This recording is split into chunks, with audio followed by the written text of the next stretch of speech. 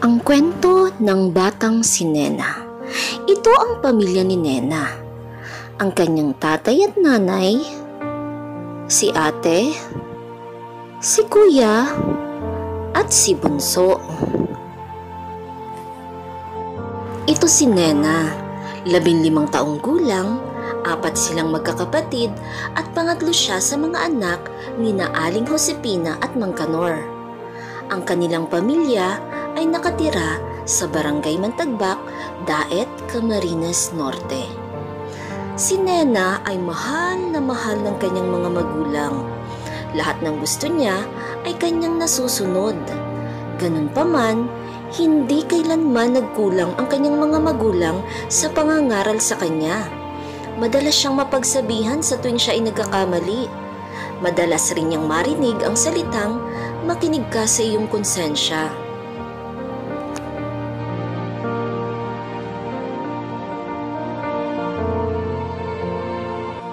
Isang araw ng Sabado, habang abala ang lahat sa paglilinis sa loob ng bahay, siya ay nagpaalam dito.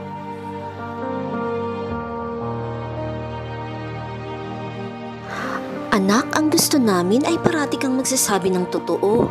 Huwag kang magsisinungaling." "Opo, Nay. Hindi pa ako magsisinungaling. Parati pa ako magsasabi ng totoo." "Heto na naman si Nanay. Parati na lang akong pinagsasabihan." "Anak, makinig ka lagi sa itinidikta ng iyong konsensya.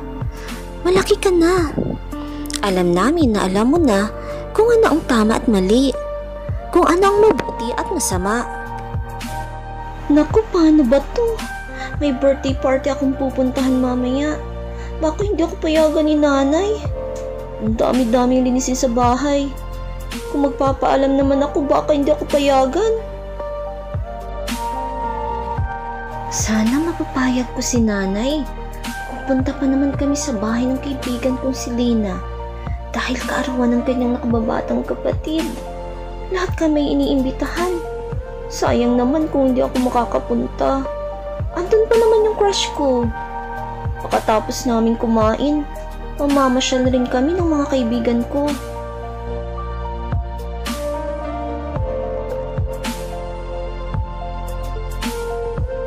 "Nanay, maaari po ba akong umalis ngayong hapon? May gagawin po kasi kaming group activity ng aking mga kamag-aral. Nariyan naman po sina ate at kuya para tumulong sa iyo." "Ganun ba, anak? Total wala ka namang pasok, magpapatulong sana ako sa iyo sa pagtiklop ng mga nilaban kong damit. O kahit mag-alaga sa iyong nakababatang kapatid. Aalis kasi ako ngayon at mamamalengke." "Di bale, ako na lang gagawa nito. Sumigi ka na sa gagawin ninyong group activity." "Tatay, pwede po ba ako magpaalam sa inyo? Babalik rin po ako kaagad pagkatapos ng aming group activity." "Sige anak, pero siguraduhin mo huwag ka magpapagabi. Umuwi ka rin ng maaga dahil delikado sa daan." "Talaga po ba, Tay? Sige po, uwi po ako ng maaga." Yehey! Buti hindi nakahalata si nanay at tatay na nagsisinungaling lamang ako. Buti na lang hindi nakahalata si nanay na nagsisinungaling lang ako. Tama pa ba ang ginagawa ko? Alam ko na masama ang magsinungaling. Pero anong magagawa ko? Gustong gusto ko talagang pumunta. Ang sipag naman ng anak ko. Kahit Sabado, pag-aaral pa rin ang inaasikaso. Naku, natututo nang magsinungaling si Nena.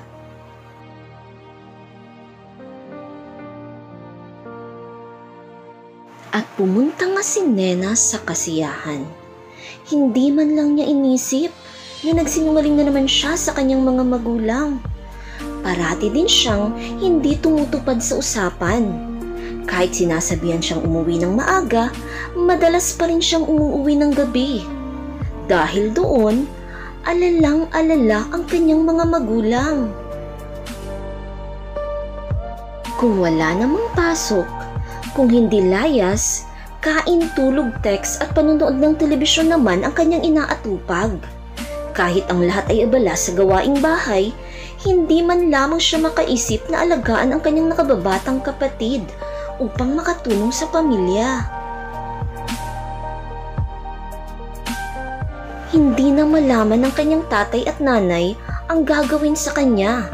Kapag siya na may pinagsasabihan, madalas niya itong minamasama. Madalas rin na siya pa ang may ganang magalit at magtampo sa mga ito. Madalas rin itong magselos sa kanyang ate at kuya, pati na rin kay bunso.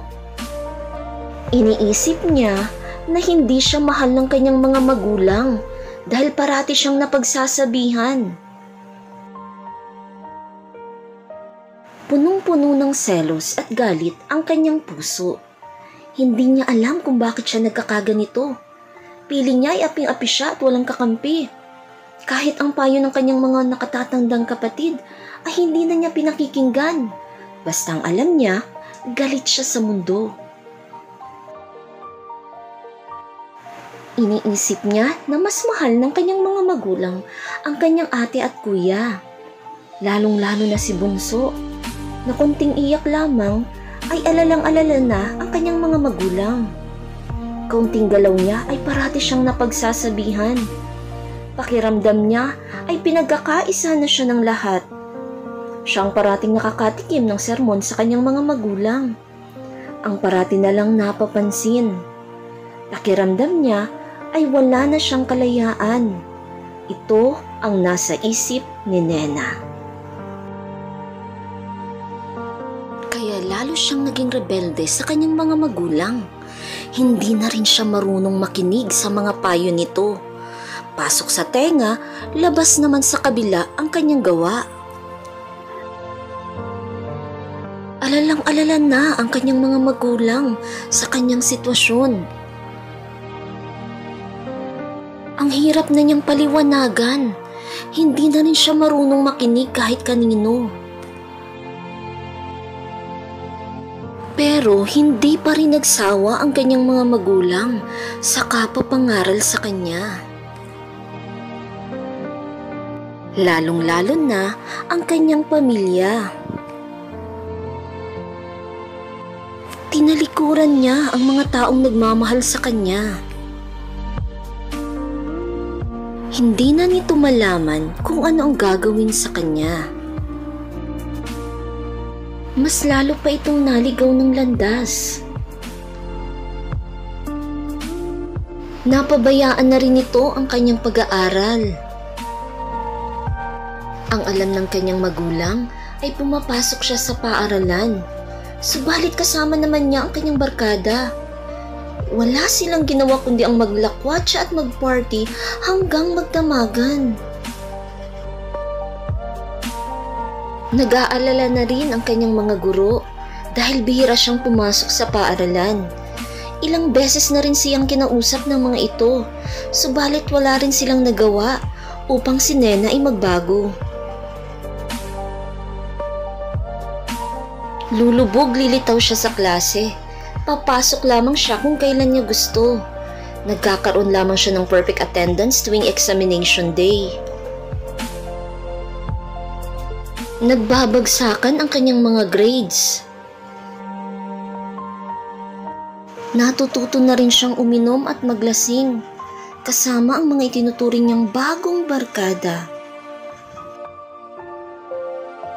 Natuto na rin siyang gumamit ng ipinagbabawal na gamot dahil sa impluwensya ng masamang barkada. Tinalikuran niya ang mga taong nagmamahal sa kanya. Si tatay, si nanay, si ate, si kuya, at si bunso. Kung dati-rating late lamang ang kanyang uwi, ngayon ay umuwi na rin siya ng hating gabi. Minsan ay hindi na. Madalas pa nga inuumaga na siya ng uwi kung kani-kaninong barkada siya nakikitulog. Sumasagot na rin siya ng pabalang sa kanyang mga magulang kapag siya'y pinagsasabihan. Hindi nito alam kung ano ang gagawin upang mabago ang isipan ng kanilang anak. upang matuto itong makinig sa kanila.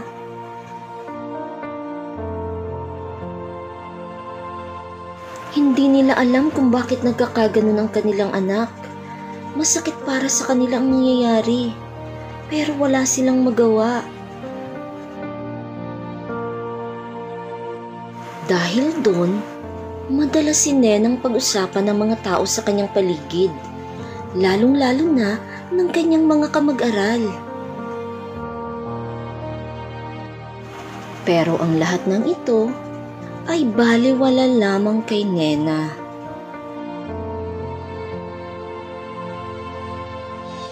Mas lalong naging matigas ang kanyang puso, naging manhid sa mga taong nagmamahal sa kanya. Mangiyak-ngiyak ang kanyang mga magulang. Hindi nito alam kung anong gagawin upang mabago ang isipan ng kanilang anak, upang matuto itong makinig sa kanila, upang maintindihan nito na bilang magulang, mahal na mahal nila ito at masakit para sa kanila na nakikitang napapariwara at unti-unting nilalamon ng dilim ang kanilang anak. Nalulungkot sila. Tinatanong nila ang kanilang mga sarili kung saan sila nagkamali sa pagpapalaki sa kanilang mahal na anak.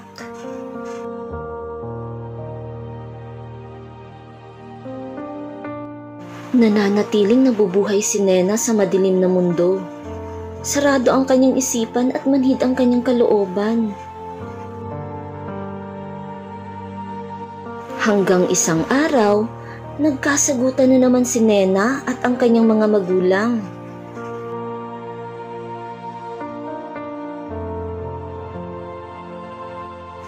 Nena, bakit inumaga ka na naman ng uwi? Hindi mo ba alam na alalang-alala kami sa'yo ng nanay mo? Pag si ate at kuya, okay lang sa inyo. Pag ako, lagi kayong kontra. Hindi nyo nakikita ang effort ko para mapansin nyo rin ako katulad ni na ate at kuya. Anak, babae ka. Nag-aalala lang kami ng tatay mo. At baka kung mapaano ka sa labas, huwag kang magagalit sa amin. Para din sa iyong sinasabi namin. Makinig ka, anak. Hindi ko maramdaman na mahal ninyo ako.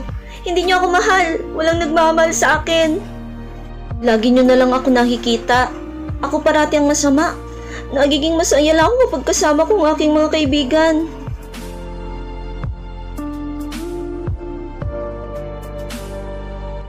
Mabuti pang mga kaibigan ko. Naunawaan ako. Kayo na magulang ko, hindi niyo ako maunawaan. Para kay Nena, ang buhay niya ay patapon na at wala ng halaga. Piling niya ay nag-iisa na lamang siya sa mundo. Hanggang nagkaroon na rin siya ng boyfriend na bago niya lang nakilala sa text. Sa murang gulang, nagkaroon siya ng karelasyon. Ito ang kanyang naging takbuhan. Ngunit masama ring impluwensya ang kanyang nobyo. Mas lalo pa siyang natuto sa mga masasamang bisyo. Masaya siya kapag kasama niya ito. Dito umiikot ang kanyang mundo. Parati silang magkasama at minsan pa nga ay napagsabihan na rin siya ng kanyang guro na kung maaari ay itigil nila ang pag-PDA o Public Display of Affection.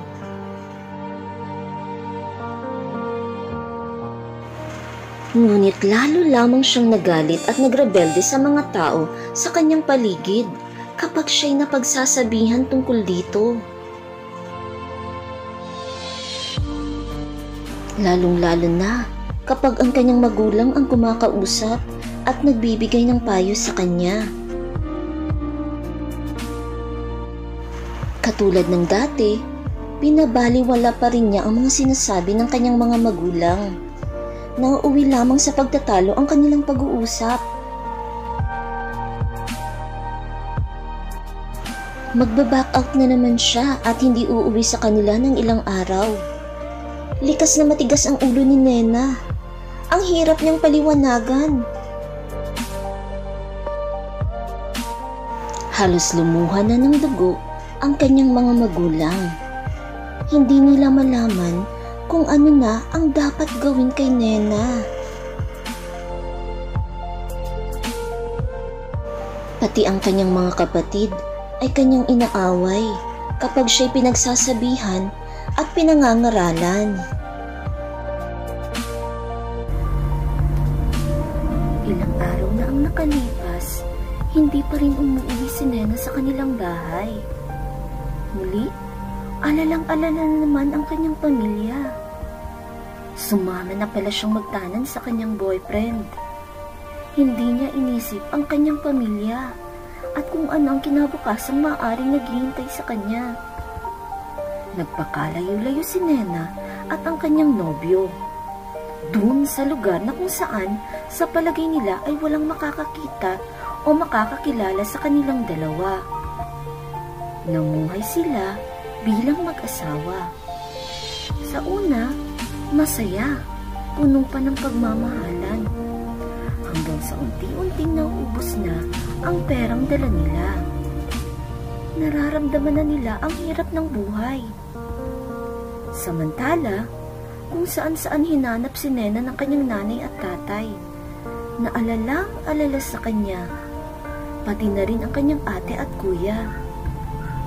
Kung kani-kanino na sila nagtanong sa mga taong pwedeng makapagturo kung nasaan si Nena. Araw-araw, pagod na pagod ang kanyang mga magulang kahahanap sa kanya.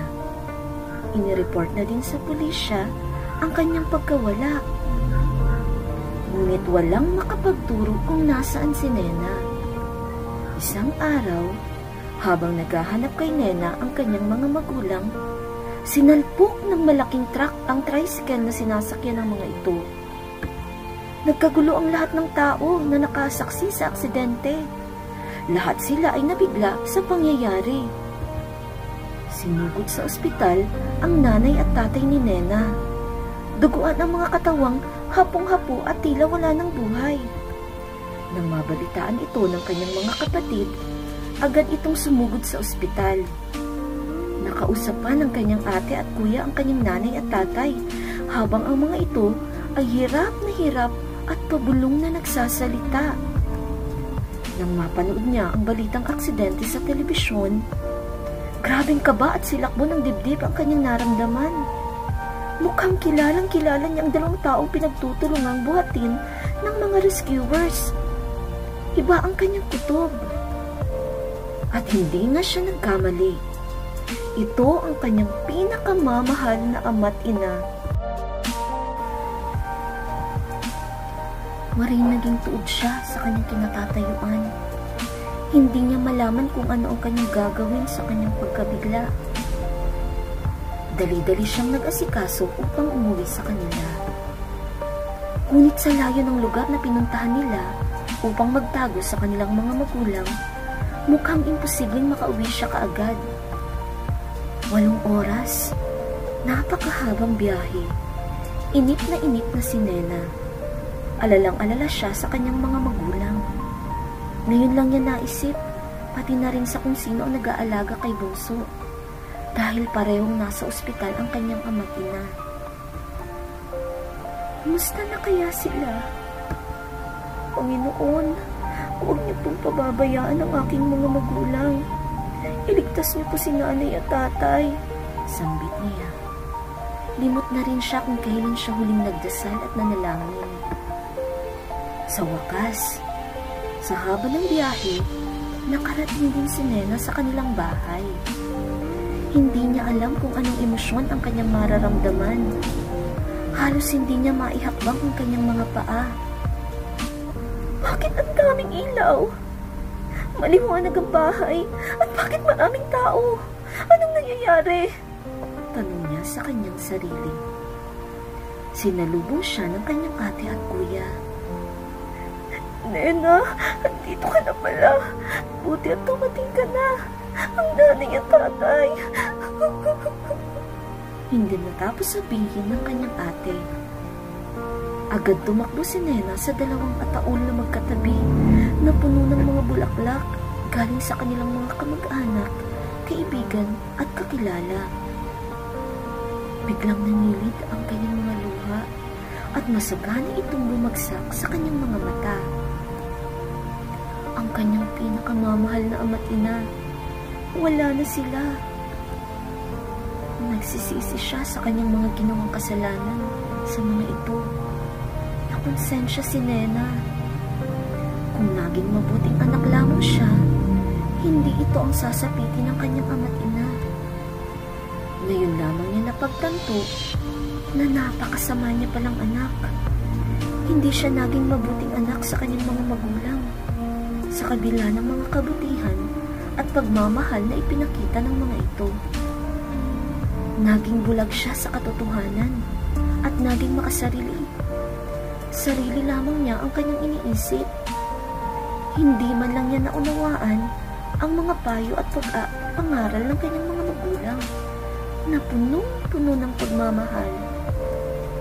Lalong-lalo na nang sabihin ng kanyang ate at kuya na hanggang sa huling sandali ng buhay nila, pangalan pa rin ni Nena ang sinasambit ng mga ito.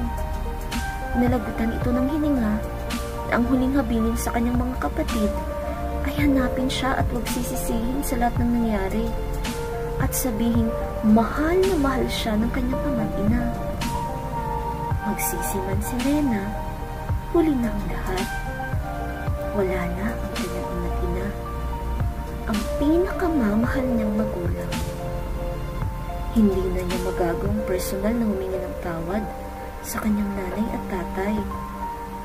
Ang dalawang taong nag-alay ng buhay upang magising siya sa katotohanan.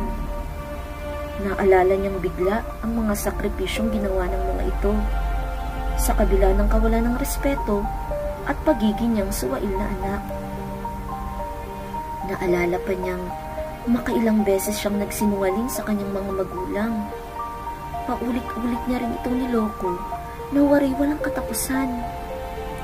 Paulit-ulit din siya itong pinagpatawad sa kanyang mga kasalanan. Grabe palang sakripisyo sa akin ng aking mga magulang.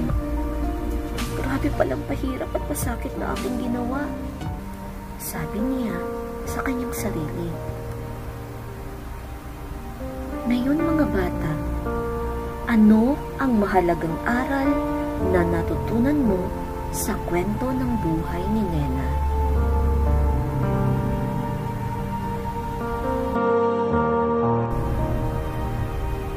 Ang mga magulang ay walang hangad na iba kundi ang mapabuti ang kalagayan ng kanilang mga anak. Bilang anak, makinig tayo sa ating mga magulang. Makinig din tayo sa dinidikta ng ating konsensya. Ito ang nagsasabi